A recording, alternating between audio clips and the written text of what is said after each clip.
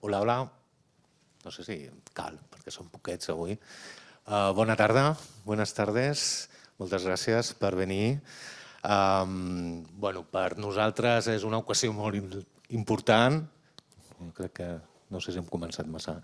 És una ocasió molt important la possibilitat d'organitzar aquesta taula rodona per a Àsia Central.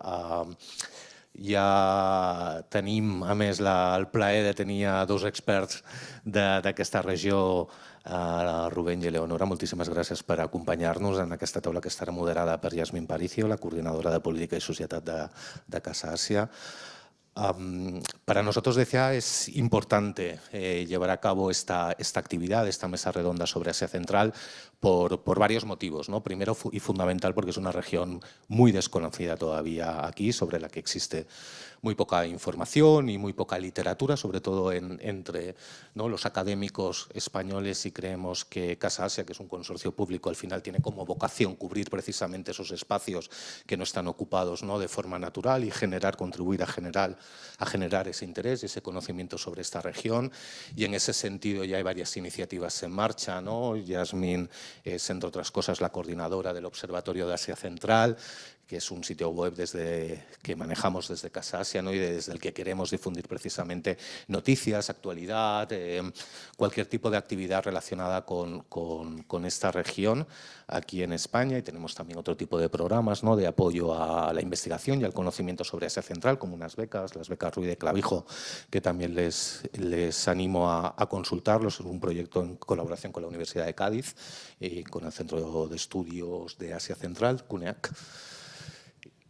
Y les decía, bueno, ese es el primer motivo. Y el segundo motivo, porque también creemos, y seguramente Rubén y Eleonora lo van a confirmar, que es una región de cada vez mayor importancia, ¿verdad?, geopolítica, geoestratégica y geoeconómica, ¿no? Un lugar con ingentes recursos naturales, clave en la conectividad entre Asia y Europa, situada pues en el corazón, en ese heartland, ¿no?, del continente euroasiático, y que crece cada día en valor y en importancia estratégica y geoeconómica, como decía, para nosotros, para Europa y para España, por supuesto.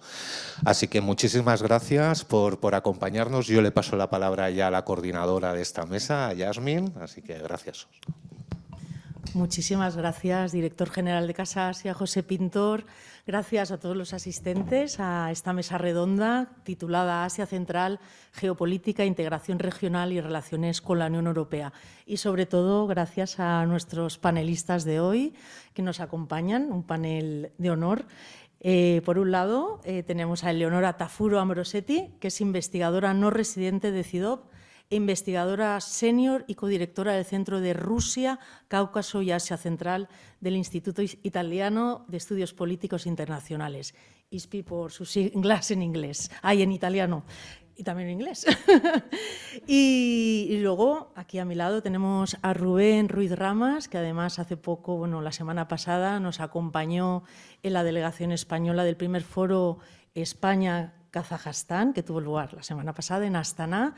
Y, pues lo tenemos otra vez aquí en Barcelona, viene de Zaragoza y es director del Máster en Ciencia Política de la UNED, codirector del Diploma sobre Política Exterior de los Estados Unidos, Rusia y China en el IUGM y miembro del Consejo Directivo de la European Society for Central Asian Studies, ESCAS por sus siglas en inglés. Nada, así que bienvenidos, gracias desde Italia, desde Zaragoza, aquí en Barcelona, en Casa Asia. Y nada, iniciamos este diálogo recordando, ¿no?, un hito que pasó el año pasado, en abril del 2025, que tuvo lugar en Samarcanda, justamente la primera cumbre Asia Central Unión Europea, ¿no? Todo un hito que constata el hecho de que Asia Central ha dejado de estar en una posición secundaria y ya está en primera línea en la arena internacional. Eso por un lado, y por el otro, los objetivos de la estrategia de la Unión Europea para Asia Central en esta cumbre pues cobraron un nuevo impulso, ¿no? La región, hablamos de Asia Central, ¿qué hablamos de Asia Central? Aquí nos vamos a referir a los 5 tanes, Kazajistán, Uzbekistán, Kirguistán, Tayikistán y Turkmenistán. Esta región se ha convertido en uno de los espacios más disputados del nuevo tablero geopolítico euroasiático por su posición tanto como puente entre Asia y Europa, así como por sus recursos energéticos y por sus minerales críticos. Por un lado, China expande su influencia a través de la nueva ruta de la seda y de grandes inversiones en infraestructuras. Después tenemos a Rusia, que trata de preservar su papel tradicional en una región históricamente vinculada a Moscú. Y la Unión Europea, por su lado, busca consolidarse como socio estratégico alternativo, promoviendo nuevas rutas de transporte, cooperación económica y acceso a materias primas críticas, sin tampoco renunciar a la defensa de los derechos humanos y a la buena gobernanza. Y finalmente Turquía. Turquía, por su parte, refuerza su presencia apoyándose en vínculos culturales e históricos. Y bueno, pues en este escenario, aquí brevemente resumidísimo, nos encontramos hoy con estos expertos, porque en este escenario se nos plantean muchos interrogantes y que de la mano tanto de Rubén como de Leonora vamos a intentar profundizar, analizar y quizás no dilucidar qué está pasando, por qué y qué puede pasar. Así que, sin más dilación, voy a empezar con una batería de preguntas. Empezaré con Eleonora. En junio de 2019, ¿no? se actualizaba la estrategia de la Unión Europea para Asia Central, y que la primera había sido en el 2007, y me gustaría que compartieras, ¿no? con el público cuáles, en tu opinión, son los principales objetivos de la Unión Europea en Asia Central, especialmente en materia de conectividad, energía, materias primas críticas, y qué instrumentos utiliza para alcanzarlos. Muchas gracias, Eleonora. Gracias a ti, Yasmín. Gracias al director general también por la invitación. Estoy muy feliz de estar aquí en Barcelona. Perdonadme si a veces utilizo términos en inglés o igual en castellano creativo, pero hace mucho que no doy una charla en español, así que bueno, bear with me, como dicen en inglés. Pues la Unión Europea, como bien dijiste tú, Yasmín, lleva ya muchos años con su interés hacia Asia Central, y los elementos que más le interesan a la Unión Europea en este momento son precisamente energía y sobre todo los recursos clave, ¿no? para la transición verde, que son las materias primas críticas, y conectividad. Lo que ha pasado es que ha habido un factor que, claro, le ha puesto las pilas a la Unión Europea y ha hecho que la región se convirtiera en una urgencia a nivel de planning de política exterior europea, que es precisamente pues, la guerra de Ucrania, que no es un punto de inflexión, no ha cambiado las cosas en la estrategia europea, sino que simplemente pues, ha acelerado unas tendencias preexistentes. Y ahora mismo la Unión Europea, pues eso, que tiene una serie de instrumentos económicos y también políticos para conseguir sus objetivos. En particular, pues tener una relación estratégica más estricta con los países de la región, sobre todo con Kazajstán y Uzbekistán, en temas de materias primas críticas. Y en esto la Unión Europea, pues claro, lo ha dejado bastante claro. Esto forma parte de tu estrategia. También si leemos el discurso de Ursula von der Leyen en la primera cumbre con los estados de la región, esto lo deja claro. Así como Estados Unidos, así como muchos otros actores internacionales, la Unión Europea también está interesada en materias primas críticas. Lo que es diferente en el caso europeo es que la Unión Europea se pone como socio de desarrollo, ¿no? Entonces, si vemos todas las narrativas que la Unión Europea utiliza para describir a su papel, es todo un poco un tentativo de diferenciarse desde otros estados como China o como Rusia, que son un poco la alusión es que estos sean estados predatorios, ¿no? Depredadores, que cogen a los recursos de estos países y los explotan, se aprovechan sin generar riqueza a nivel local. Y lo que quiere hacer la Unión Europea, por lo contrario, es concentrar los procesos de extracción, de elaboración y hasta de export de estos materiales en manos locales, ¿no?, de los propios estados, generando más bienestar, más riqueza a nivel local. Y esta es la estrategia, digamos, que tiene a nivel regional. Desde luego vamos a ver si esta estrategia va a ser exitosa, porque en este momento, como sabéis, pues hay también otros actores, y Estados Unidos es un ejemplo perfecto, que están muy interesados al tema de las materias primas críticas. En el ámbito de la conectividad, claro, la guerra Rusia en contra de Ucrania hizo que algunas rutas que siguen siendo muy importantes, la ruta del norte, ¿no?, que pasan por Rusia, ahora sean más difícil de utilizar, también por el tema de las sanciones internacionales. Entonces, los mismos estados a veces pues tienen miedo de que las sanciones afecten a todo el proceso, ¿no?, de conectividad. Entonces, lo que le interesa más a la Unión Europea en este momento es desarrollar el Middle Corridor, ¿no?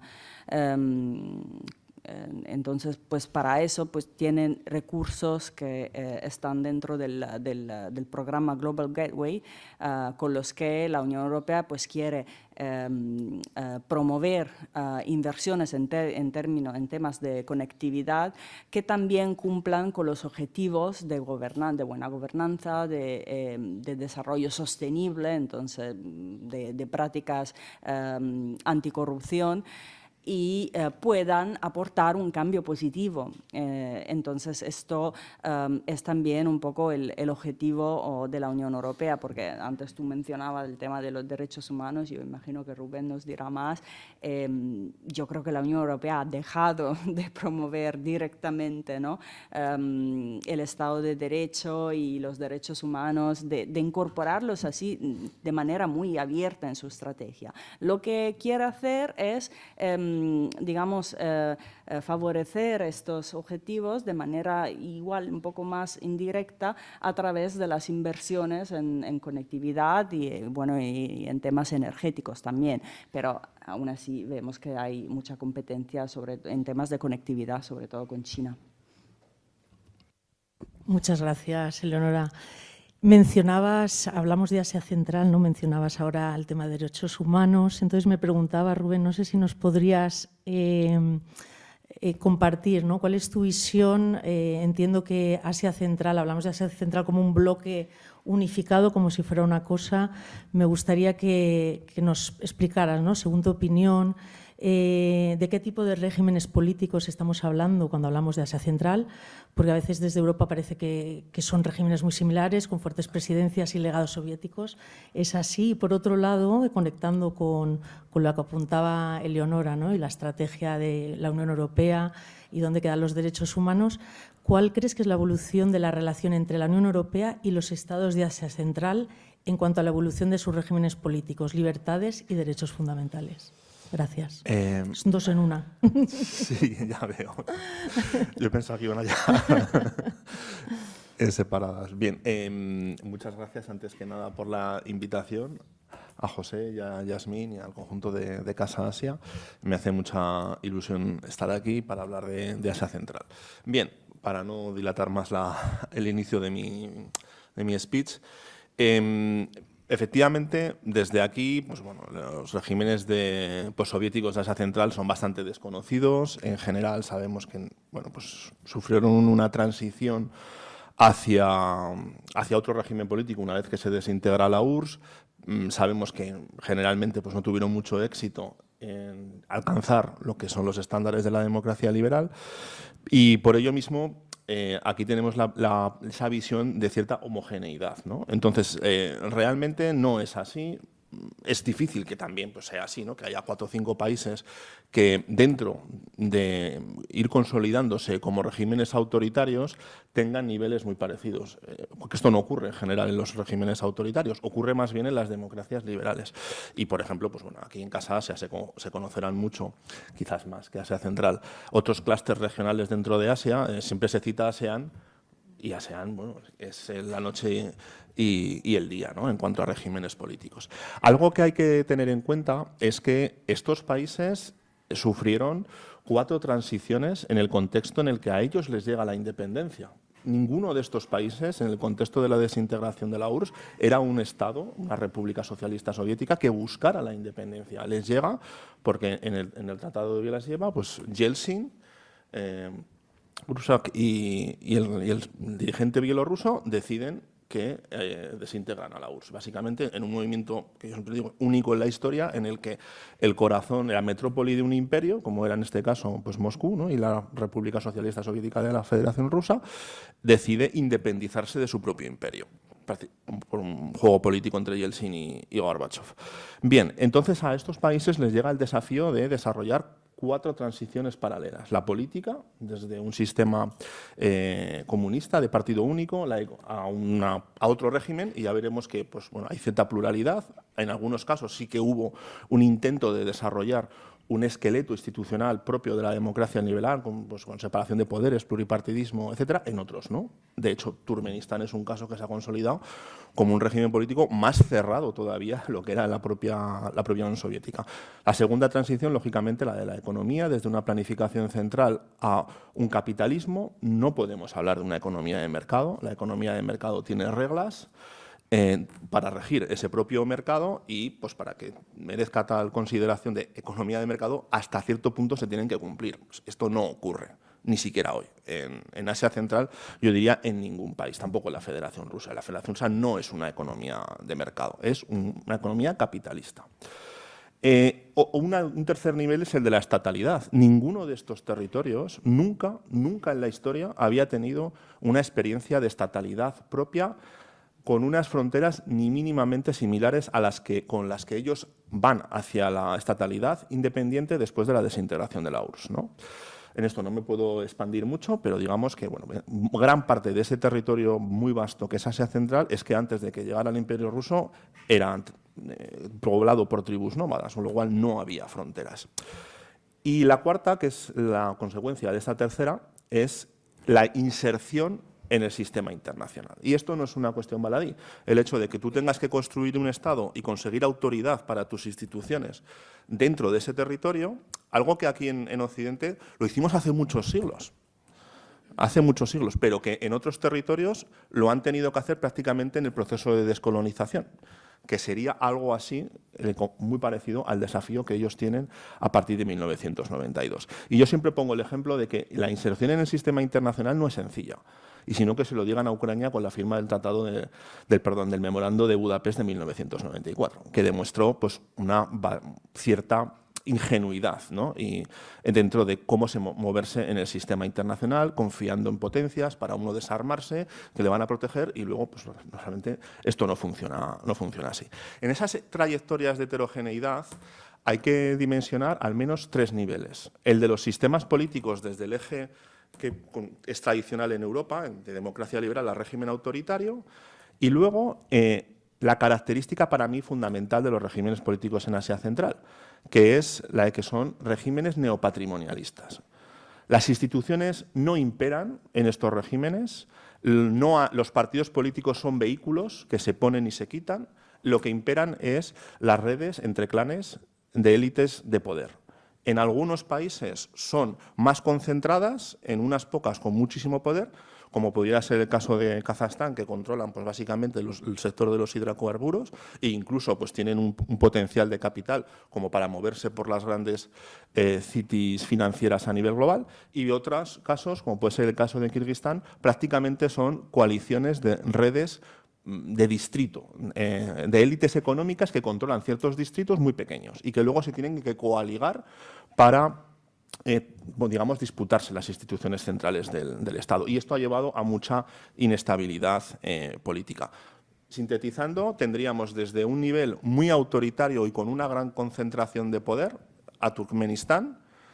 Después pasaríamos pues, por Tayikistán, porque es un régimen, Tayikistán, que es un régimen político dominado por Rahmon desde 1992, en el contexto de la propia guerra civil tayika, en la desintegración de la URSS.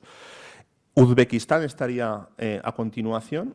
Estos tres estados es bien interesante ver que cuando ha habido una transición del poder es porque el propio dirigente que estaba previamente en el contexto soviético ha fallecido y no ha habido otra.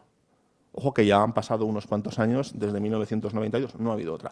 En el caso de Kazajstán, que sería el siguiente nivel, con una cierta tolerancia a la pluralidad, pero con un control muy férreo del Estado, tanto en partidos, en medios de comunicación y en activismo, también habría ocurrido que Nazarbayev él dimite ya, porque es muy mayor, en 2019 y digamos que es un candidato oficialista el que le sustituye, el actual presidente Tokayev. Y el último caso, que es donde sí que ha habido más pluralidad, incluso de los años 90, pues utilizando ciertas exageraciones, como que era la isla de la democracia en un océano de autoritarismo, o que era la Suiza de Asia Central, Kirguistán, es un estado que ha tenido como mucha pluralidad, pero al mismo tiempo una pluralidad no institucionalizada, sino por la incapacidad de un único núcleo de poder de controlar al resto, ¿no? Y eso ha conducido a que haya habido mucha inestabilidad política. 3 de las 5 veces que ha habido una transferencia del poder en Kirguistán desde la independencia han sido por revoluciones. Luego podríamos considerar en qué sentido les denominamos revoluciones. Y las otras 2 simplemente eran pues, por elecciones, pero de un candidato oficialista a otro candidato oficialista. Con esto concluyo.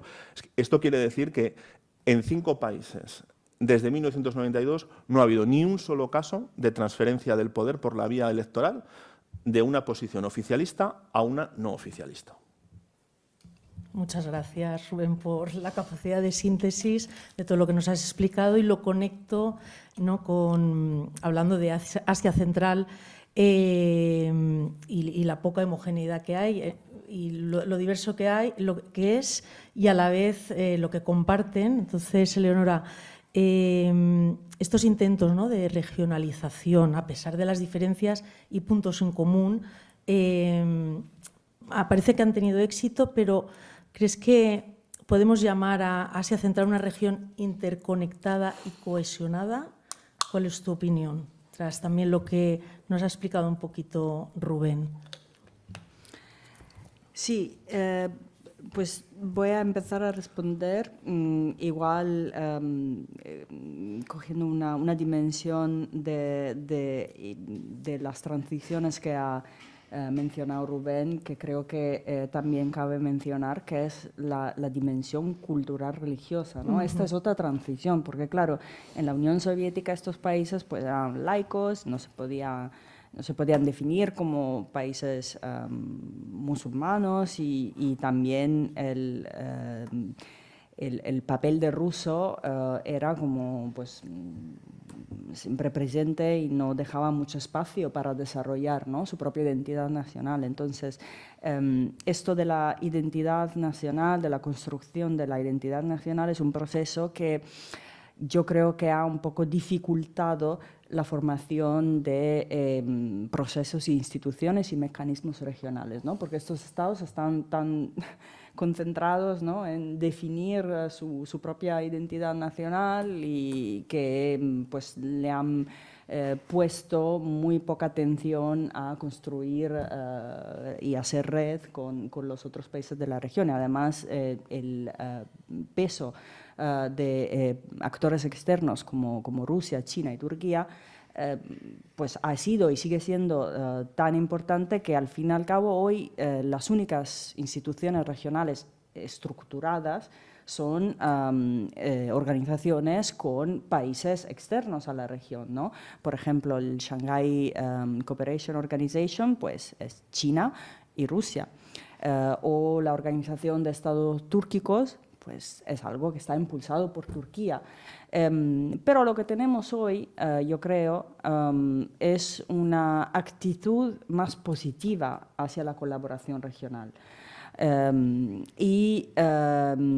Por ejemplo, los mítines consultivos, creo que se diga así en español, entre los líderes nacionales de esos países, pues llevan ya unos años siendo pues, un recurso que los líderes, por lo menos a nivel retórico, dicen que es importante, ¿no? Y llevan desde el 2018 y pues permiten, yo creo, dentro de cierta medida, construir también una agenda regional sobre los problemas, por ejemplo, del medio ambiente que afectan a toda la región, ¿no? Entonces, no diría que el nivel de institucionalización y de regionalización dentro de la región es alto, pero diría que estos países pues, están valorando más la cooperación y la comunicación directa entre ellos, sin que otros estados externos tengan un papel predominante como ha sido hasta poco.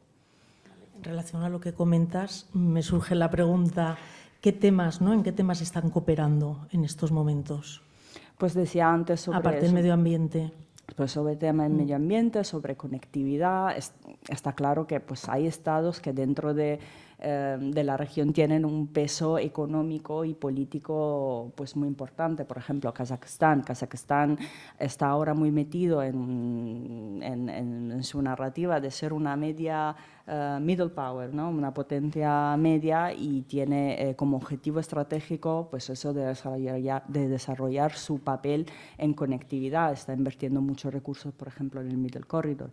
Pero está claro que esta estrategia puede funcionar solo si hay colaboración entre los estados de la región, porque claro, por ahí también va a pasar el corredor. Vale, gracias, Eleonora. Ha quedado por... Sí, ha quedado, o sea, se me ha quedado la pregunta, la segunda pregunta, que eran dos. Es que podrías... La cuestión del tiempo la quería controlar. Sí, lo sé, claro, gracias. Pues, si nos puedes explicar un poquito, ¿no? La evolución de la relación entre la Unión Europea y los estados de Asia Central en cuanto a la evolución de sus regímenes políticos. Y seguro que también Rubén tiene cosas que y decir cosas sobre la cooperación regional. Por supuesto. Pero adelante, sí, vamos por partes. Sí, bueno, como Leonora ya ha comentado, digamos, en esas relaciones hay como 3 hitos en el tiempo reciente, que es pues, la estrategia hacia Asia Central de 2019, luego en 2023 lo que se denomina pues, la hoja de ruta en común y pues, los lazos para ser profundizados, ¿no? Deep ties.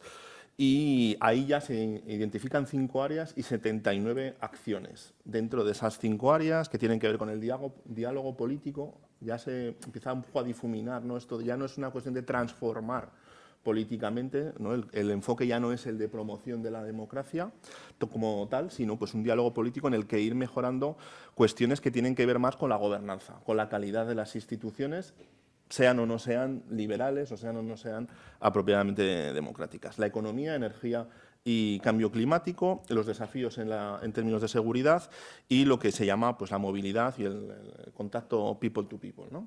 Un poco el foro en el que tuvimos ocasión de participar en Kazajstán con la delegación española. Y en el 2025, pues la primera de esas cumbres del marco de Asia Central y la Unión Europea, que el resultado inicial es que hay un avance hacia ser consideradas esas relaciones de asociación estratégica. Claro, ¿qué ocurre? Pues es cierto que el terreno normativo no desaparece, se mantiene, pero pasa a estar subordinado hacia una nueva realidad geopolítica, geoeconómica, de necesidades, de cierta también percepción de vulnerabilidad de la Unión Europea con respecto a los procesos que vienen marcados en el campo, ¿no? En el geopolítico que rodea a Rusia, pero también de dependencias en determinados niveles de suministros con China. Y entonces, bueno, pues se posiciona una prioridad. Pero eso no significa que desaparezca de todo este marco lo normativo, ¿no? Los valores, la defensa de los derechos humanos, etcétera. Pero sí ocurre que cuando vamos viendo cómo se van aplicando, no se aplican igual en los países en los que hay más intereses pues bueno, de obtener recursos para una resiliencia, por ejemplo, en materia de materiales críticos para la transición verde o para conseguir diversificar nuestro pool energético que en otros que no tienen. También no se aplican igual en casos en los que de alguna manera ya se ha avanzado a establecer una institucionalidad más o menos profunda de las relaciones, como puede ser con el caso de Kazajstán, que con otros casos en los que todavía se está en fases de crecimiento de esas relaciones bilaterales y aún todavía se puede poner como un elemento de condicionalidad. Y tampoco ya pues, en los casos más extremos, como puede ser Turkmenistán, que lo cierto es que ni Turkmenistán quiere. Quiero decir, pues no tiene mucho sentido porque es que Turkmenistán nunca, desde el año 92, ha sido un país que ha estado abierto a ese tipo de diálogo y nada parece indicar que lo vaya a estar, ¿no? Entonces, aquí hay como dos instrumentos que la Unión Europea utiliza. El primero es el sistema generalizado de preferencias, que es un modelo de entrar en un sistema preferencial de acceso al mercado europeo con aranceles reducidos, pensado en países con unos niveles de rentas medios y bajos y que sí que aplican para conseguir estas preferencias en aranceles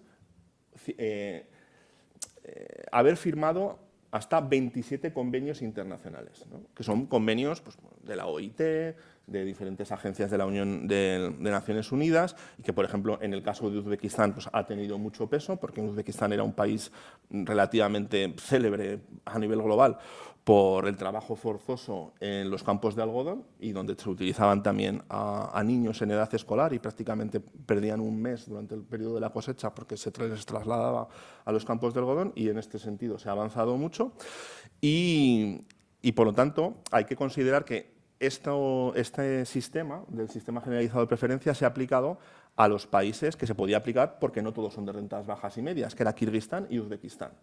Y sin embargo, en el caso de Kirguistán, tras haberse firmado, sí que ya se han aplicado, producto de que a partir del 2020 Kirguistán ha tenido una deriva hacia un autoritarismo, tras la última de las revoluciones, ha habido 3, en 2005, 2010 y 2020, y ahí sí que vemos que no ha desaparecido del todo. De hecho, Kirguistán, como era la referencia de una sociedad más plural, cuando retrocede, la Unión Europea sí que, de alguna manera, saca a relucir ese marco. ¿Qué ocurre? Que también es cierto que Kirguistán no tiene ningún tipo de hidrocarburo ni de ningún bien que para nosotros sea crítico respecto a cómo construir nuestra resiliencia. Y el otro caso que es Uzbekistán sí que se ha avanzado, porque de hecho ahí partimos de la dinámica contraria.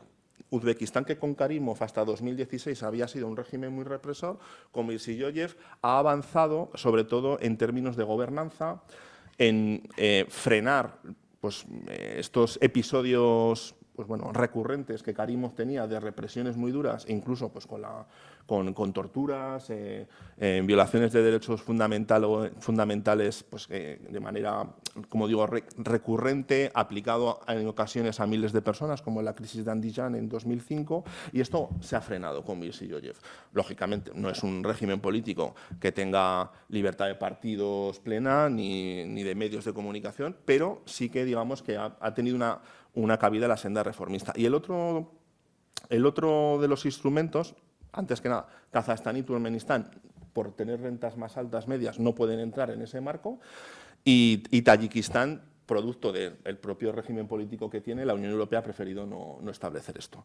Luego, el otro instrumento que la Unión Europea tiene es el Acuerdo de Cooperación y Asociación ampliado, que era el marco sin esa ampliación que durante los años 90 se estaba utilizando con el resto del espacio postsoviético y postcomunista y que en Europa podía significar que hubiera una potencial adhesión a la Unión Europea. Obviamente esto está fuera de toda consideración en Asia Central y el primero de ellos que se firma en Asia Central es con Kazajstán. Y con Kazajstán, digamos que ya se ha desarrollado en plenitud. Se firmó en 2015, entró en vigor en 2020. En Kirguistán, que es el siguiente estado en el que en principio se firma, en 2024 de nuevo ocurre lo que había ocurrido con el otro instrumento, que la Unión Europea frena la entrada en vigor precisamente porque hay de nuevo una oleada de represión en el país en los últimos 2 años, ¿no? En Uzbekistán, que se firma más tarde, ya ha entrado en vigor porque hay un mayor avance en términos sobre todo de gobernanza. Y con Tayikistán y con Turkmenistán pues, se vuelve a repetir un poco el mismo caso. Turkmenistán tampoco está interesado y Tayikistán simplemente ha iniciado negociaciones producto también pues, de que es un régimen político muy cerrado y que además de manera de nuevo recurrente pues Tayikistán es uno de esos países que se cierra la guerra civil, hay un bando ganador y de alguna manera, pues los perdedores en lo que se llama el Gorno-Badakhshan, que es un terreno muy montañoso cercano a, bueno, colindante con Afganistán, en cierto modo consiguen tener cierta autonomía. De vez en cuando, pues si esa demostración de vasallaje al centro político, un poco como lo que pasa con Chechenia actualmente con Rusia, pues se muestra frágil, pues los tayikos mandan al ejército, reprimen, matan a algunos de los líderes, y eso de hecho pues, ocurrió más o menos hace 1 año y medio, y de nuevo otra vez salen de la región, ¿no? Entonces se da una situación pues, de cierta autonomía de facto, pero bajo la amenaza de una espada de Damocles. Y claro, pues es un tipo de régimen político, digamos, con el que es muy difícil para la Unión Europea tener ese tipo de relaciones estables y que progresen en el ámbito también económico. Bien es cierto que, de nuevo, Tayikistán es un país que relativamente no tiene nada que pueda interesar a la Unión Europea para construir esa resiliencia en términos de hidrocarburos, en términos de materiales críticos. Muchas gracias, Rubén. No sé si quieres añadir algo, Leonora, en relación a esta cuestión que apuntaba ahora Rubén, o si no, yo me gustaría, está bastante elaborado, sí que me gustaría, si pudieras, por favor, contarnos, ¿no? Explicarnos cómo crees que condiciona, ¿no? la presencia y los intereses de Rusia, de China y de Turquía, la actuación de la Unión Europea en Asia Central. Es decir, ¿cuál es tu opinión en relación, en un contexto ¿no? que está marcado por la cooperación y una creciente competencia regional, ¿no? Como habéis ido apuntando los dos de maneras diferentes? Pues está claro que la presencia de pues, actores como Rusia, China y Turquía pues, condiciona mucho también a la Unión Europea. También porque hay no solo un conflicto de intereses, ¿no? Y una competición, por ejemplo, por el tema de los recursos, sino que también pues, las visiones, ¿no? de desarrollo y de relaciones a nivel regional también son diferentes. Entonces, claro, el hecho de que Rusia siga siendo un actor tan importante para estos estados pues, puede ser un problema, un límite a la cooperación. Cabe pero no ponerle demasiada importancia a esto, ¿no? En el sentido de que a veces como que imaginamos, ¿no? esta región como un poco el backyard de Rusia y China, y esto es así hasta cierta medida solamente, ¿no? Estos países en realidad pues han ido desarrollando una estrategia de política exterior que siempre y aún más desde 2022 ha sido diversificada, ¿no? Ya no dependen de un solo actor o de un solo centro como eran en la época soviética, pues tienen la diversificación como también objetivo estratégico y lo que se llama, ¿no? o se llamaba la política externa multivectoral, está como muy asumido, ¿no? en sus estrategias exteriores. Con lo cual, Rusia sigue estando ahí como un país que, digamos, tiene muchísimo peso a nivel comercial y tiene también muchos instrumentos también de coercición. Lo vemos porque, por ejemplo, los remittances, ¿cómo se dice? Las divisas, ¿no? Las transferencias. Las remesas de divisas. Las remesas que los inmigrantes de Asia Central y sobre todo de algunos países, Tayikistán y Kirguistán, que son los más pobres en la región, envían desde Rusia, pues siguen siendo una parte considerable del PIB de estos países, ¿no? Entonces, claro, en una situación que pues en algunos momentos es bastante tensa por cuestiones bilaterales o por cuestiones más que los estados no pueden controlar, como por ejemplo el ataque terrorístico del Crocus Circus Hall, pues Rusia utiliza estos instrumentos como medios de coerción hacia estos países. O, por ejemplo, el tema del pasaje del petróleo kazajo hacia Europa, que pasa por Rusia, ¿no? Eso Rusia lo tiene como muy asumido, que es un instrumento de poder y de influencia hacia Astana. Seguramente ha habido un declive de la influencia rusa, sobre todo desde 2022. Es un declive también a nivel cultural, a nivel lingüístico, pero eso no significa, en mi opinión, que Rusia vaya a desaparecer. Va a continuar a ser un actor bastante imprescindible para estos países, para algunos más que otros. China, eso sí, China pues vive un momento muy importante de su influencia en Asia Central. Siempre ha sido un actor que se identifica más como un inversor económico, ¿no? De hecho, también algunas organizaciones que han estado, que incluían los países de la región y Rusia y China, la Shanghai Cooperation Organization que hemos mencionado antes, al principio estaban un poco descritos como un instrumento para que Rusia y China se pudieran, ¿no? Compartir un poco la influencia en la región. Está claro que esta organización ahora pues incluye a muchos más países, India, Pakistán, Irán, ahora recién se unió a la organización, con lo cual ya no es una organización centrada en la región centroasiática, pero digamos que lo que quería decir que es que Rusia sabe perfectamente que China pues, tiene mucho más recursos económicos para ser un actor más atractivos para los países de Asia Central y lo asume y juega con ello porque para Rusia, en la mentalidad rusa, poder colaborar con China, aunque haya disparidad entre ellos, siempre es mejor que tener que competir con Estados Unidos o el occidente colectivo, ¿no? Que para Rusia pues, son todo estados hostiles.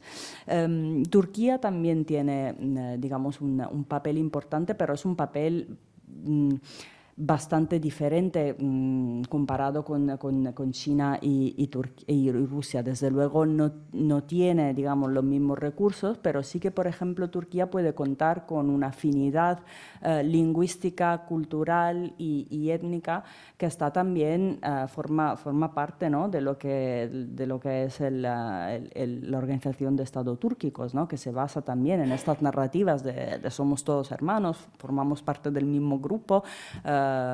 Y lo que está haciendo ahora Turquía, además de promover los lazos comerciales, que esto lo hace muy bien y tiene muy buena reputación también por sus productos y por el papel de sus empresas, lo que está haciendo es promover también, por ejemplo, la convergencia de las lenguas túrquicas con el mismo alfabeto, ¿no? O sea, crear instrumentos para que estos países puedan comunicar también entre ellos y con Turquía con más facilidad, porque, por ejemplo, Rubén me dirás, pero el ruso sigue siendo lengua franca, ¿no? En la región, a menudo se está perdiendo un poco, pero de momento sigue siendo como una lengua muy importante. Pues lo que está haciendo Turquía es intentar promover también estas prácticas, ¿no? de acercamiento cultural entre estos países que son pues, países túrquicos.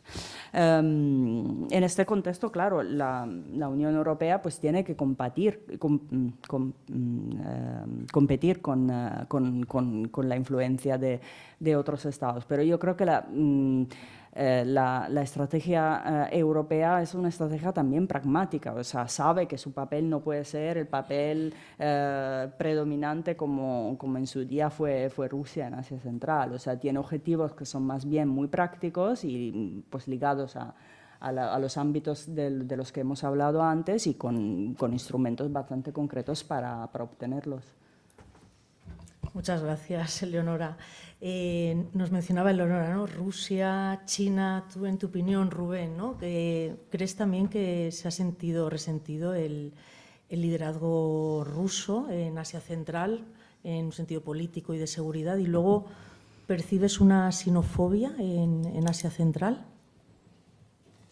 Pues con respecto a lo primero, a ver, el marco tradicional de qué rol ocupaba Rusia y China en Asia Central y que de alguna manera, pues, de cierto modo estaba acordado, ¿no? Sobre todo me estoy refiriendo pues, desde 2008 hasta ahora, que es cuando realmente se aceleran las relaciones entre Rusia y China, y además en aquel contexto hay un autor bastante relevante que consigue, digamos, anclar un concepto que es el de eje de conveniencia, que es un diplomático internacionalista australiano de origen chino, Bobolo, que es muy escéptico respecto al progreso de esas relaciones, y él dice que, bueno, que van a durar lo que dure los intereses comunes, pero que será algo coyuntural y que hay muchos elementos que van a dificultar el progreso. Y uno de ellos es precisamente que son dos potencias que están llamadas a competir en Asia Central, ¿no?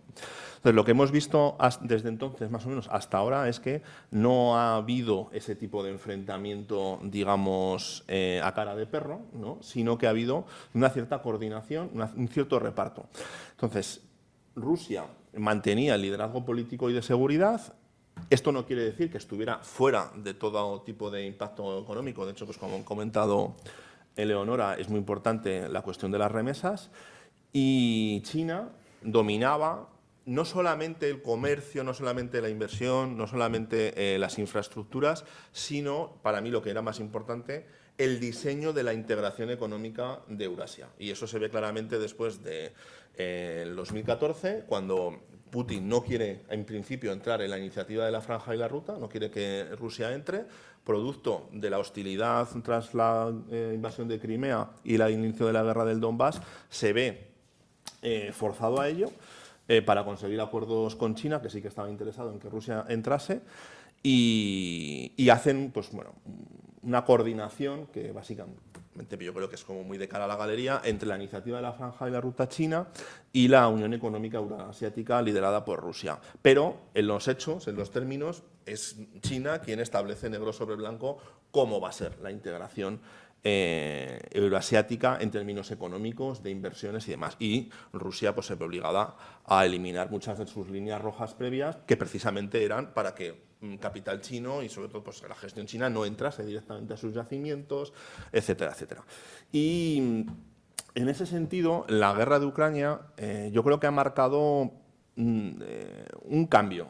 Ha marcado un cambio porque la propia la traslación a Asia Central de lo que se llama el multilateralismo sinocéntrico, que es básicamente, pues China llega a una región y se inicia un foro entre China y los países de esa región, pues está la CELAC, está la FOCAC en América Latina, la FOCAC en África, y ahora está este instrumento de C+5, ¿no? China +5 en Asia Central, cuya primera cumbre fue en Xi'an en la primavera del 2023 y la segunda en Astana precisamente en la primavera del 2025. Y en esas dos cumbres, que es la primera vez que un dirigente chino se sienta con los 5 postsoviéticos sin la presencia de un dirigente ruso, con lo cual ya manda un mensaje importante, no solo se habla de economía ni de comercio, de hecho se repiten la mayoría de los mantras de las organizaciones de seguridad del espacio euroasiático, la Organización del Tratado de Seguridad Colectivo y también en la que está China, la Organización de la Cooperación y Seguridad de Shanghái. Por ejemplo, pues el mantra de que hay que luchar contra los 3 extremismos, el extremismo político, el terrorismo y el separatismo en la zona, y China habla directamente de muchos acuerdos de cooperación de seguridad interior. En el sentido militar, le sigue sin disputar que no plantea que quiera tener una base militar en Asia Central. Rusia tiene 3, pero ya es un cambio bastante importante. Yo creo que esto, de todas maneras, estuvo coordinado con Rusia, por lo menos que se le comunicó a Rusia de que se iba a hacer, y en un contexto en el que Rusia, pues, debido al esfuerzo bélico en Ucrania, estaba empezando a dejar posiciones, ¿no? Había habido determinados conflictos en los que, a partir de 2022, en los que Rusia pues, no es capaz de intervenir y no es capaz de mantener el nivel de suministro tampoco de armamentístico en distintos niveles, tanto de ejército como de seguridad interior, a estos países, y China, pues de alguna manera, toma cierto testigo. ¿Esto quiere decir que ya a partir de ahora es...? No, vamos a ver, no lo sabemos, ¿no? Porque para Rusia realmente es muy importante mantener ese rol. Y respecto a la xenofobia está concentrada sobre todo en Kazajstán y en Kirguistán. Realmente ya es, en términos sociales, un fenómeno importante además ligado pues también a lo que son los bulos en redes sociales y digamos que está ya en la cultura popular. Ha habido protestas, ha habido ya ejemplos, el discurso político de los partidos y sobre todo pues desde las posiciones más populistas lo explota, ¿no? Esa xenofobia ya. O sea, es algo que está tan asentado que alguien que incluso no se lo crea lo que está diciendo lo dice porque es renta en términos políticos, esto sobre todo en Kirguistán, ¿no? Y no sé si puedo citar una anécdota la semana pasada en Astana, que el primer taxi que cogí del aeropuerto al hotel, yo me puse a hablar con el taxista, pues siempre me gusta mucho hablar con los taxistas, le pregunté sobre el salario medio y su salario y demás, y él hubo un momento en el que se empezó a meter con los chinos sin yo haber dicho nada y empezar a reproducir parte de esos bulos, ¿no? Como que los chinos se casan con las mujeres kazajas de manera masiva, que poco menos que las compran porque son más ricos, que a él le gustaría tener las empresas y la inversión china, pero sin chinos, ¿no? Claro, pues es un poco difícil tenerlo todo en esta vida y de alguna manera luego, o sea, quiero decir, reproducía ciertos bulos, esta cuestión de que no hay una tendencia relevante en cuanto a los matrimonios entre mujeres kazajas y hombres chinos en el país, y de hecho luego, pues por la noche, en una reunión que tuve con un grupo de sociología, les trasladaba esto y me decían que todo formaba de parte de ese tipo de discurso que está muy asentado y que de hecho que sí, que es cierto que ella produce un rechazo a nivel social, que claro, que contrasta mucho con el nivel político, porque en el nivel político estos países pues están siempre intentando los dirigentes atraer inversión china, gestionar también la cuestión de lo que ocurre con Xinjiang, ¿no? Que no deja de ser también los uigures, un pueblo túrquico que desde la perspectiva de Turquía y de parte de Estados pues también se ve como algo que se rechaza de la conducta china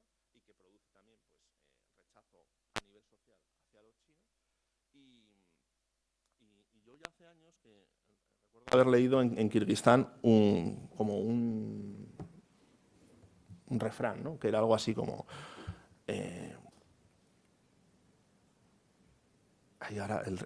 era un chino no hará lo que 100 rusos. O sea, que era después de tener ellos una experiencia de un siglo, se puede decir, colonizados por los rusos, entonces, ¿no? Pues esto es como de hace 10 o 12 años, digamos, China empezaba a tener una presencia y ya había ese pozo, ¿no? De rechazo hacia los chinos en términos sociales. Y por eso yo creo que pues muchos rusos serían de acuerdo, ¿no? En esta actitud hacia los chinos, ¿no? Que sí las inversiones y sí, ¿no? Toda la propaganda política también del Kremlin, que quiere que Rusia y China sean aliados, pero pues a nivel social yo no creo que haya mucha cercanía entre los pueblos. Y si puedo comentar también una cosa muy interesante que decías, ¿no? Sobre las dinámicas de seguridad, ¿no? De que Rusia ya está perdiendo influencia, ¿no? Como el security provider de la región. Yo creo que esto refleja un poco una tendencia más amplia, porque si, por ejemplo, vemos a la lista de los países que más exportan armas en el mundo, a los datos de CIPRI, de este centro, pues Rusia ya va perdiendo influencia a nivel global como país que exporta armas y China va incrementando su presencia, ¿no? como arma exporter. Quindi, entonces, claro, esto es pues una tendencia que vemos también en Asia Central. Muchas gracias por este indicador, ¿no? Que lamentablemente indica muchas cosas, la venta de armas a nivel mundial. Habéis hablado ¿no? de cómo ven a los chinos, ¿no? Hay una xenofobia, quizás, ¿no? Que hay una menor influencia, ¿no? A raíz de la guerra en Ucrania, la influencia rusa parece que, ¿no? Hay un declive. Y me pregunto qué opinión tienen de la Unión Europea, de Europa en Asia Central, y qué es lo que piensan que podemos aportar, ¿no?, como Unión Europea. Los dos, es para los dos. Pues Eleonora. yo creo que depende mucho de Sí. la persona a la que se lo preguntas, porque en realidad pues en los élites culturales, académicos, pues sí que ha habido siempre más cooperación, ¿no? Y más también deseo igual, no de integrarse, pero de acercarse. Y de que la Unión Europea promoviera en sus estados de la región pues un modelo de buena gobernanza, de lucha a la corrupción, ¿no?, de cosas que pues, al final le afectan a los ciudadanos. Pero yo creo que la Unión Europea no es un tema que le interese a los ciudadanos normales y corrientes. O sea, eso, claro, es diferente en estados como los estados del Cáucaso o del sur, o de de Ucrania, hasta de Bielorrusia, donde la cercanía también geográfica con Europa pues hace que el continente y la idea, ¿no?, el modelo europeo sea más presente, en Asia Central menos. Muchas gracias, Eleonora. No sé si quieres añadir algo. Sí, yo añadiría que, de nuevo, hay heterogeneidad en esto, ¿no? O sea, por ejemplo, pues, en Turkmenistán o en Tayikistán es que la presencia europea es prácticamente nula y tampoco está en el debate en términos sociales. En los otros países yo creo que hay ya un pozo de repliegue cultural, en cierto modo también influenciado por cómo se proyecta, ¿no?, a la Unión Europea desde Rusia, ¿no? Pues en ese repliegue del liberalismo cultural contra el tradicionalismo. La Unión Europea, o sea, en Rusia pues, es que hay programas de prime time que llaman a la Unión Europea como Soyuz, como la unión de los homosexuales directamente. Y Gay Europa y bueno, este tipo de descalificativos para descalificar a los homosexuales, no para descalificar también en su mentalidad a los europeos, ¿no? Y claro, ese tipo de cosas y ver como que hay una influencia exterior frente a lo que ellos consideran tradicional ha calado. Y yo creo que sí que hay como un cierto rechazo a el marco este de expansión de valores universales, la propia promoción de la democracia entendida como la entendemos nosotros. Y luego ha habido, por ejemplo, en el caso que yo mejor conozco, ¿no?, y que hay en Kirguistán, hubo un antes y un después del 2010.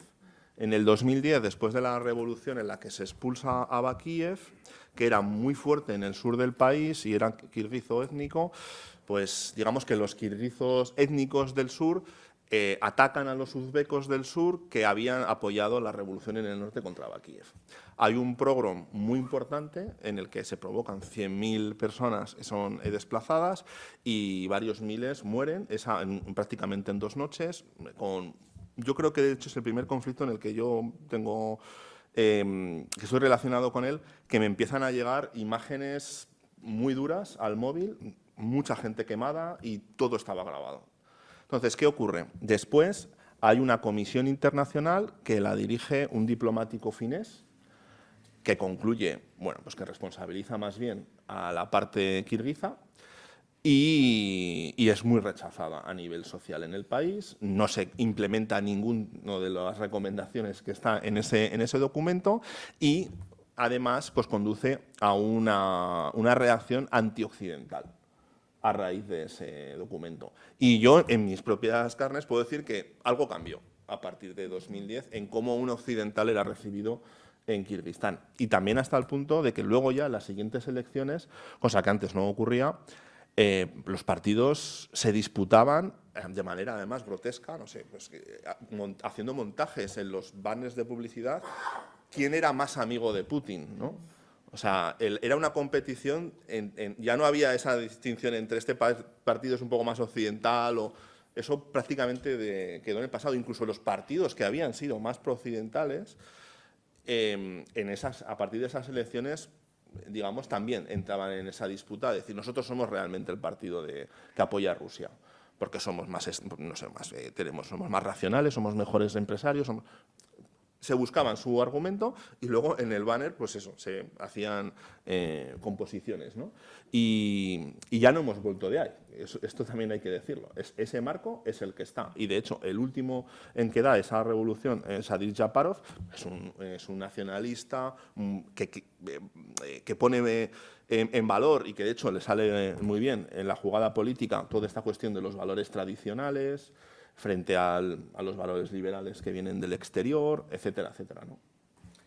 Quería añadir un matiz importante. O sea, cuando decimos que había hasta cierta medida una competición entre los países, entre los partidos más pro-occidental y pro-Rusia, o sea, este fenómeno no tiene nada que ver con lo que pasa en países más cercanos a la Unión Europea, último Armenia, donde esa discusión sobre la posición geopolítica del país forma parte integrante, forma parte muy importante de la discusión, del debate político.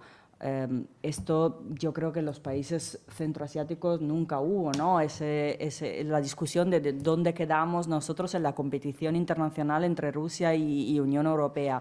Eso que ha llevado, ¿no?, al Euromaidán y a lo que vino después en Ucrania o pues eso, en Georgia, que ahora mismo tiene un proceso de ampliación europeo congelado porque pues, está en un momento donde el partido en poder está más cerca de Rusia. Pero esto en los países centroasiáticos, digamos que está mucho más difuminado comparado con otros estados de la región. Si puedo... Por supuesto. Sí, por supuesto, en el resto de países sí, pero en Kirguistán hay un contexto histórico que coincide precisamente con la Operación Libertad Duradera de Estados Unidos en Afganistán, en el que Estados Unidos intenta situarse como una gran potencia también en Asia Central, que favorece la revolución que derroca a Akayev en el 2005, que de hecho pues, convierte a Bakiev, que es el presidente que está entre 2005 y 2010, en un valor, incluso cuando él es un presidente autoritario, y tiene una base en Estados Unidos, Manás, la base aérea de Manás, que era muy importante para el apoyo en Afganistán y, de hecho, pues también había españoles allí destinados, sobre todo en términos de asistencia, no iban después a luchar en Afganistán. Y pues, si recordáis el accidente del Ya-42, el Ya-42 viene de Manás a Zaragoza, porque todos los que había en la base aérea de Manás eran de la base aérea de Zaragoza, que generalmente eran mecánicos del ejército. En ese contexto, no la Unión Europea. La Unión Europea era un enano, era entre Estados Unidos y Rusia. Ahí sí que hay un contexto como de unos 6-7 años en el que sí que hay ese contexto. A raíz de 2010, de esa revolución que derroca a Bakiev, que supuestamente es por grupos más liberales, y bueno, supuestamente, y lo es, y además se hace una reforma al parlamentarismo, que después Japarov en el 20 la evoluciona otra vez y vuelve a poner el presidencialismo, pero que llegan a un acuerdo con Rusia porque prometen cerrar Manás para los americanos. Tal cual ellos entran, que es el Partido Socialdemócrata de Kirguistán, con Atambayev, prometen esto. Y se cumplen en el año 2014, lógicamente, porque un acuerdo de esas características pues, se tiene que dejar cubrir el periodo que se había firmado y a partir de ahí no renovarlo. Y es lo que ocurre. Pero en ese periodo de 2010 a 2014 es cuando se produce ese cambio, ¿no? Y eso sí, es cierto, es únicamente en Kirguistán. En el resto de países esto no había ocurrido. Muchas gracias. Estamos llegando casi, me gustaría, ¿no?, que el público pudiera también haceros algunas preguntas, no sin antes, me gustaría también que valorarais, ¿no? ¿Creéis, no se ha planeado durante toda la conferencia, ¿no?, la importancia en todas las relaciones entre Asia Central y la Unión Europea, ¿no? Hay un punto de inflexión a raíz de la guerra de Rusia contra Ucrania. ¿Qué pensáis si ahora de repente hubiera paz y acabara la guerra? ¿Cómo afectaría, cómo pensáis que podría cambiar, ¿no?, esta estrategia de la Unión Europea hacia Asia Central? ¿Creéis que cambiaría muchas cosas? ¿Quedaría igual? o...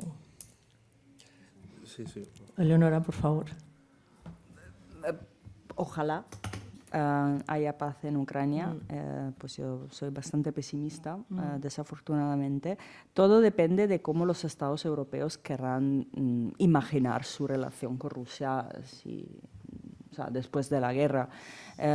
Yo creo que la Unión Europea ya está pues promulgando leyes para que la situación no vuelva, ¿no?, a la situación anterior en la que Unión Europea en su conjunto importaba casi la mitad de su gas desde Rusia. Entonces, yo creo que el interés para la cooperación energética y de conectividad sigue estando. Lo que hizo Ucrania, como he dicho al principio, fue acelerar todas esas tendencias, ¿no? Porque el interés europeo estaba antes de 2022 también. Lo que le ha dado, ¿no?, es un poco la urgencia para que la Unión Europea dijera, vale, o sea, ahora ya, o sea, ahora y nunca. Pero yo creo que, digamos, estos vectores de cooperación seguirán teniendo mucha importancia para la Unión Europea. Pero, repito, depende también de cómo los Estados europeos y de cómo Bruselas va a establecer su relación con Rusia después de la paz. Muchas gracias, Eleonora. ¿Quieres añadir algo, Rubén? Bueno, Sí. rápidamente, simplemente decir que yo creo que no va a haber ningún cambio. ¿Por qué? Pues porque las necesidades permanecen, pase lo que pase en la guerra de Ucrania. Las necesidades de diversificar las fuentes de hidrocarburos, las necesidades de resiliencia para nuestro propio sistema energético, si estamos pensando en construir un pool energético pues con energía verde que necesita de los materiales críticos de Asia Central.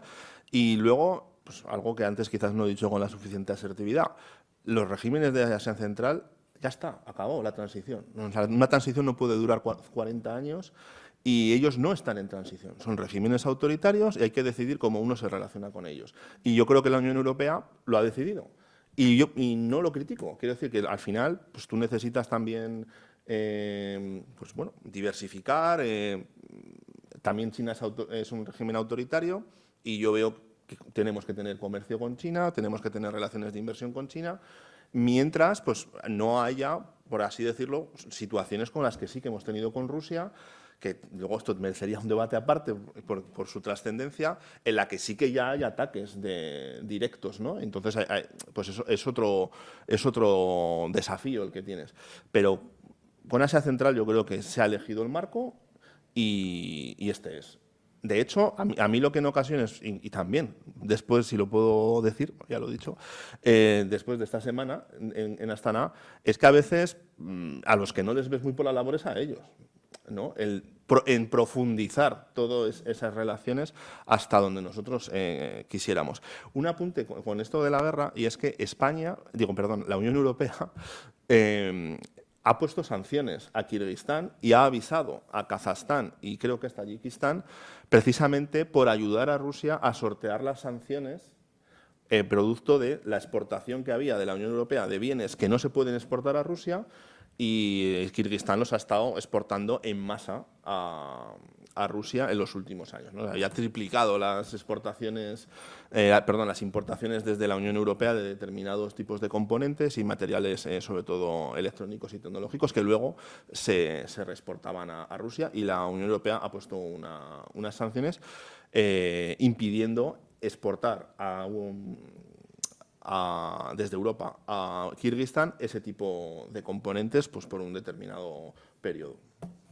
Muchas gracias, Rubén. Sí, Quería por añadir favor. dos cosas, que en el ámbito de los materiales primos críticos, en realidad la Unión Europea depende de China, con lo cual la diversificación pues, no tiene mucha, digamos, no está muy afectada por la guerra de Ucrania, o sea, que también es un problema depender de China, no solo de Rusia. Y otra cosa es también el papel de algunos estados europeos y, por ejemplo, Alemania e Italia, por ejemplo, pues ya tenían mucho interés en profundizar la cooperación con los estados. Nosotros llevamos años haciendo el 5+1, ¿no?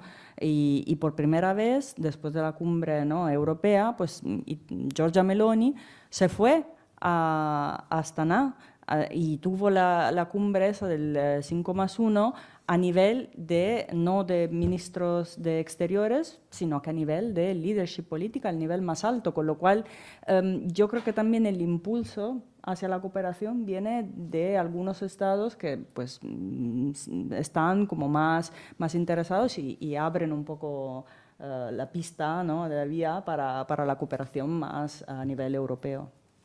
Muchísimas gracias a los dos. Vamos a abrir el turno de preguntas al público. Veo caras conocidas, entre ellas a Guillem, ex estudiante en prácticas en el Departamento de Política y Sociedad. Hola, Guillem. A nuestro profesor Miguel Peiró, que nos ofrece cursos online sobre Mongolia y los nómadas, las mujeres de Asia Central. Bueno, pues abrimos el turno de preguntas. La primera siempre es muy difícil. Confío en que Guillem tiene varias. Hay un micro.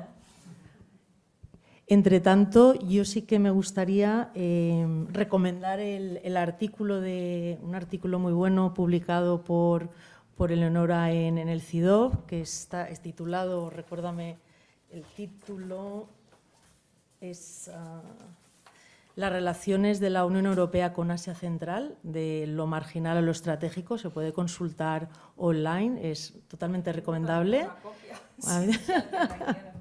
Están online también. Y aprovecho, me gustaría, mientras surge la pregunta, ¿no?, yo he recomendado este artículo. Me gustaría que recomendarais también, ¿no?, como personas expertas, para alguien que se quiera iniciar, ¿no?, en el conocimiento geopolítico e histórico de Asia Central, un libro y una película, cada uno.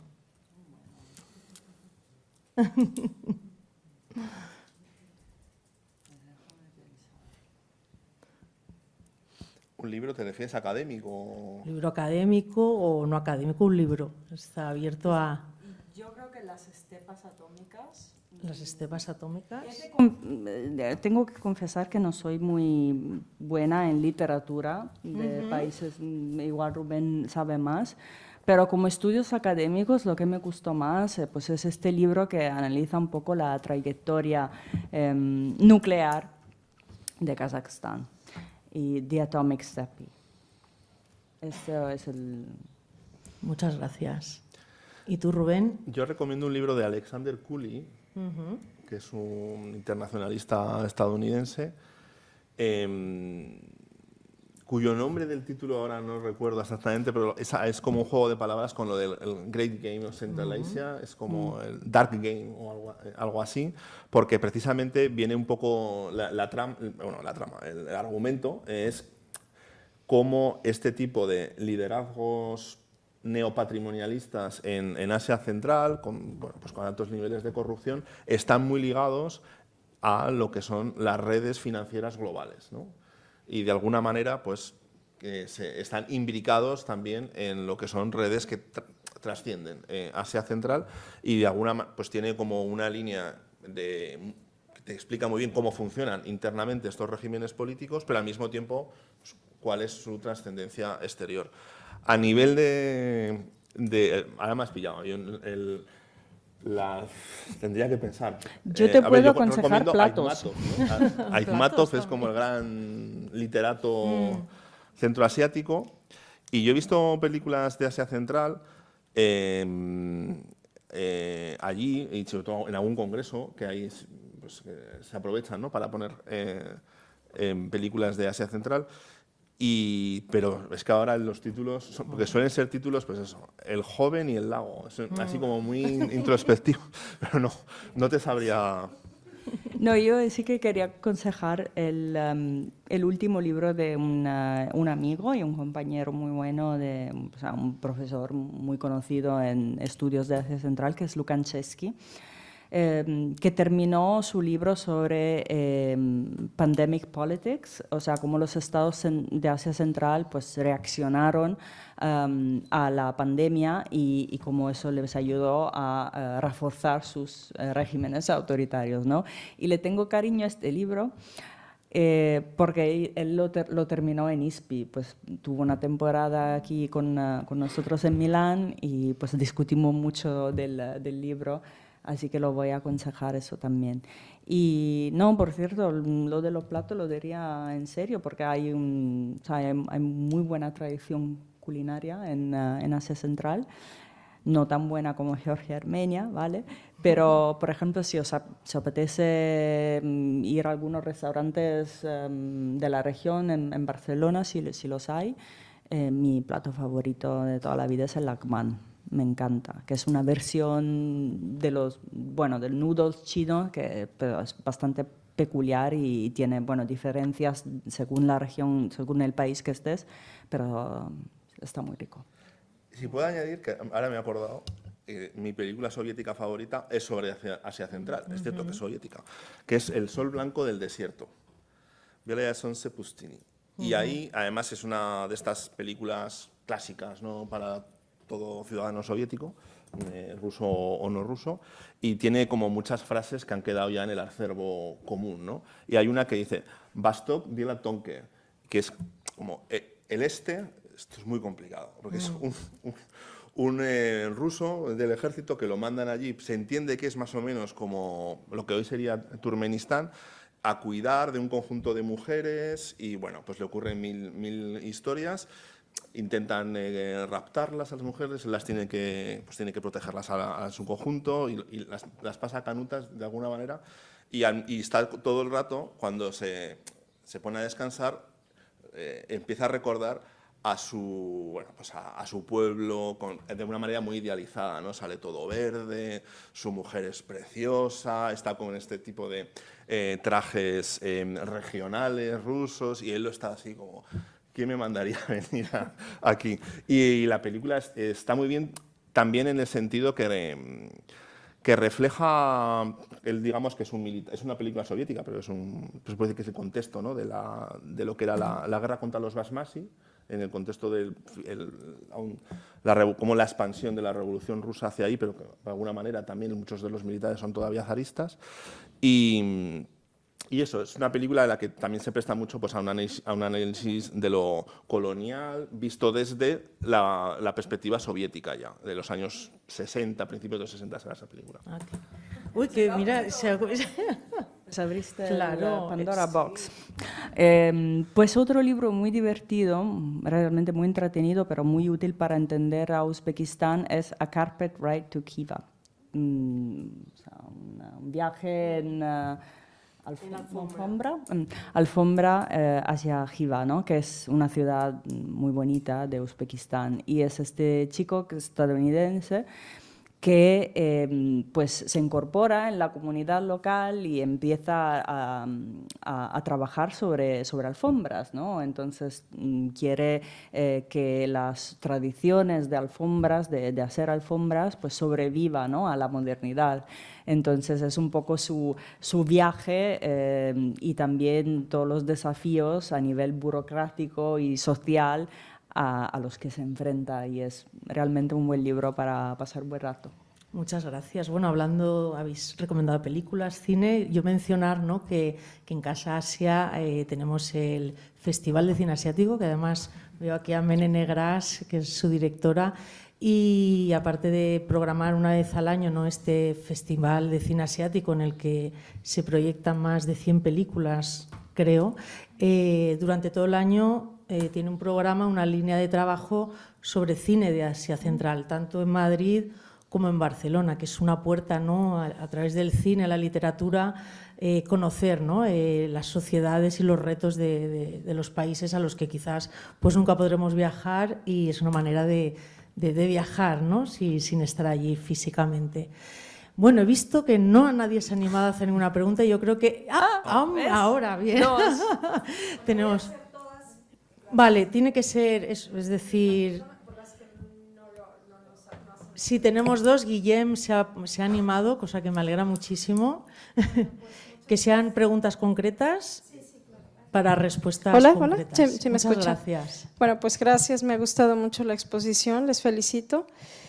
Quisiera hacer dos preguntas. La primera sería, pues, ¿cuál sería para ustedes el mayor desafío que tiene la Unión Europea con la región Asia Central para consolidar sus relaciones, considerando pues, que pertenecen al bloque de la OTAN y que Estados Unidos pudiera intervenir en sus relaciones, ¿no? Esa es como la primera pregunta.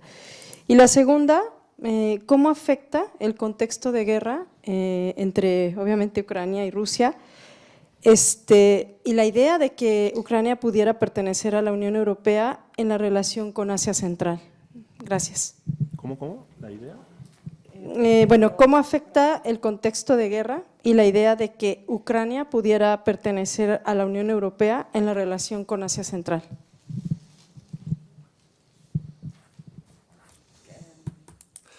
Y cogemos también la de Guillem. Gracias, Max.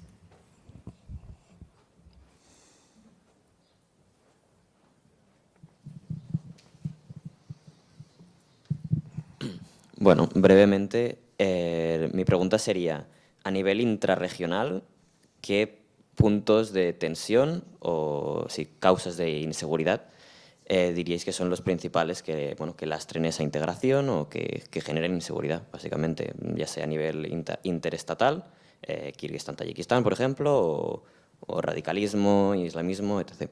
Entonces, ¿dónde ubicaríais eso? Muchas gracias. ¿Teníamos una última aquí? ¿No? ¿No? Vale. Pues contestáis uno cada una y así… Vale. ¿Sí? Pues Porque la que… ¿Leonora? Sí. Pues voy a contestar eso de la ampliación hacia Ucrania. Eso es un proceso muy largo. A pesar de que Zelensky sugiriera que pasara ya en 2027, no va a pasar en 2027 ni creo que vaya a pasar, digamos, a corto plazo. Pero es una pregunta interesante porque realmente no he reflexionado nunca sobre cómo este proceso puede impactar a la relación con Asia Central. Ucrania nunca formó parte de la Unión Económica Euroasiática y sus lazos también culturales, políticos con los países de la región, además de compartir, desde luego, ¿no?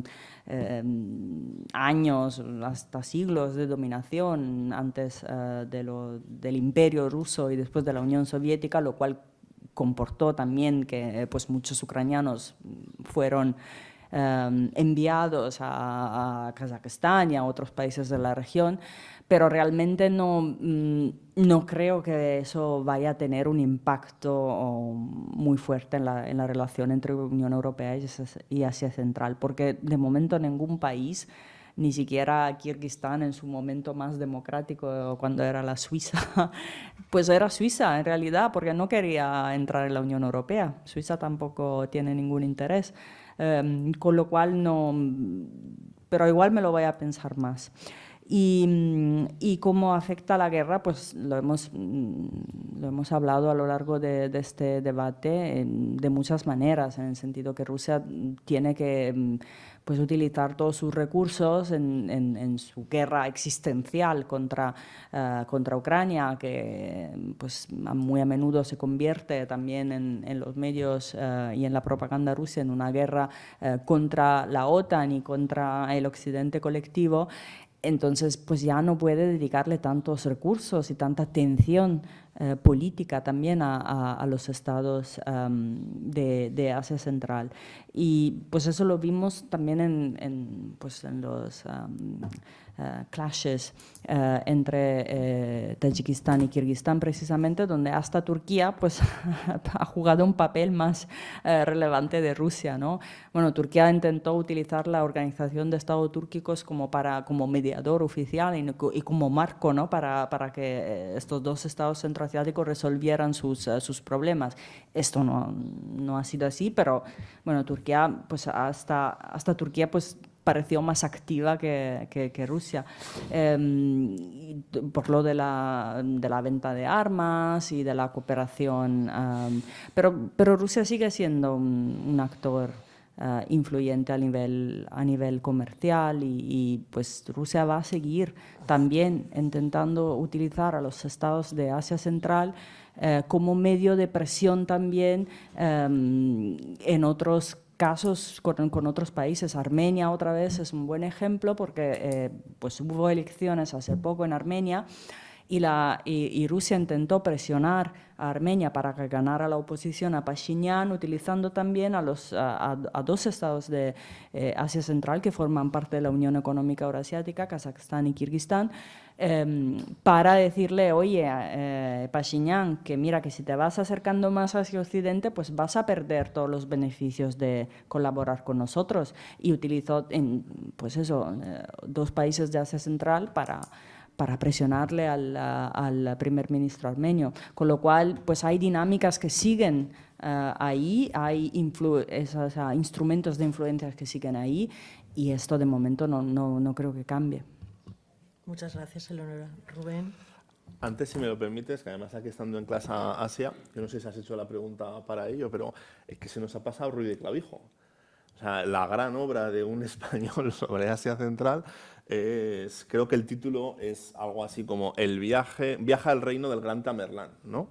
Que es Ruy de Clavijo es un embajador de Alfonso, no me acuerdo, pero bueno, un rey castellano a la corte de Tamerlán.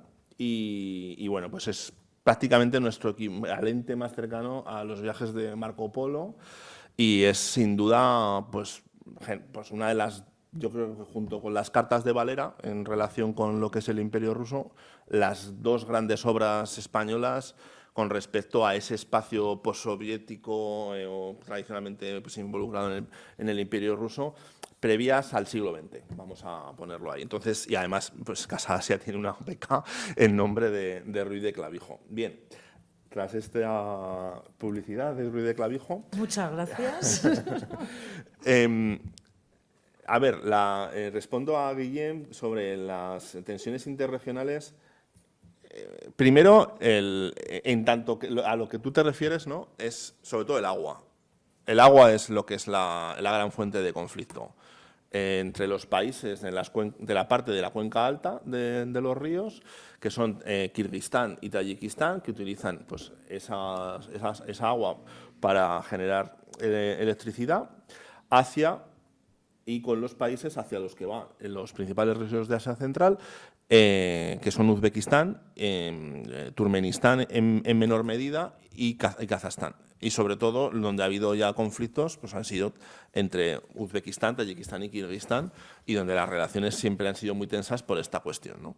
Luego ya al margen habría que debatir pues, cómo se había utilizado ese agua, que ya sabéis que se explotó de una manera ya en el periodo soviético pues, hasta la extenuación y llevó a desecar el mar de Aral, etcétera. Pero sigue siendo un elemento de tensión. Luego, y aquí aprovecho un poco para, creo que mencionar algo que yo creo que no hemos sido suficientemente claros, quizás, y es que estos países han tenido muchos problemas para cooperar entre sí desde que son independientes.